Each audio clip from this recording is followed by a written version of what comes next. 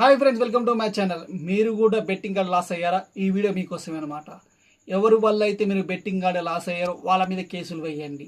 కేసులు వేయడం వల్ల మీరు బెట్టింగ్ ఆడడం వల్ల ఆ యొక్క స్టేట్మెంట్ చూసి ఈ డబ్బులు ఎక్కడ పోయో వాళ్ళు చూసి రికవర్ చేసే అవకాశాలు అయితే ఉన్నాయన్నమాట. అందుకోసమని ఈ వీడియో మీకు చెప్తున్నాను మీకు.